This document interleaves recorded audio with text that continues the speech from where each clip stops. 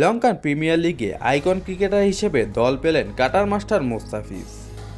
আর তাই তো লাইভে এসে মুস্তাফিজকে আমন্ত্রণ জানালেন শ্রীলঙ্কান ক্রিকেটার পাথিরানা। পাথিরানা এবং মুস্তাফিজের বন্ধুত্ব এবারে আইপিএলে গড়ে ওঠে। দুজনই খেলেন একই দলে চেন্নাই সুপার কিংসের হয়ে। দুর্দান্ত এক আইপিএল মৌসুম শেষ করেছেন মুস্তাফিজুর রহমান। নিজেকে নতুনভাবে চিনিয়েছেন বিশ্ব দুয়ারে। বোলিংয়েও এনেছেন বিচিত্র বৈশিষ্ট্য। এবারে আইপিএলে তো রীতিমতো চমকে দিয়ে সর্বোচ্চ উইকেট শিকারী তালিকায় শীর্ষে ছিলেন মুস্তাফিজ। মুস্তাফিজের প্রধান অস্ত্র স্লোয়ার এবং কাটারের মাধ্যমে বিধ্বংসী বোলিং করে ব্যাটারদের ঘুম হারাম করে দিয়েছেন তিনি। চেন্নাই সুপার কিংস যেন মুস্তাফিজের পুনর্জন্ম ঘটিয়েছে। কাটার মাস্টার এবার দল পেলেন লঙ্কান প্রিমিয়ার লিগে। আগামী মৌসুমে এসপিএলে মুস্তাফিজ খেলবেন ডাম্বোলা থান্ডার্সের হয়ে। দলটির আইকন ক্রিকেটার হিসেবেই খেলবেন বাংলাদেশি তারকা।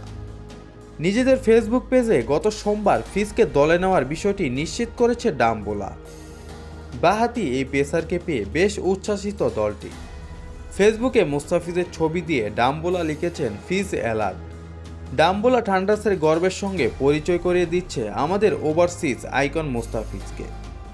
তার অনবদ্য প্রতিভা এবং দুরন্ত পেস ঝলক দেখতে আমরা মুখিয়ে আছি। এসপিএলে পঞ্চম আসর শুরু হবে আগামী 1 জুলাই এবং শেষ হবে 21 জুলাই। এখনও নিলাম অনুষ্ঠিত হয়নি।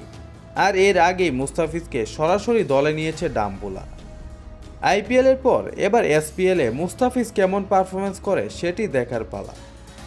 মহেন্দ্র সিং ধোনির পরিচর্যায় নিজেকে মেলে ধরা এই তারকার সামনে সুযোগ বিশ্ব দরবারে আরেকবার বাঘের গর্জন শোনানোর।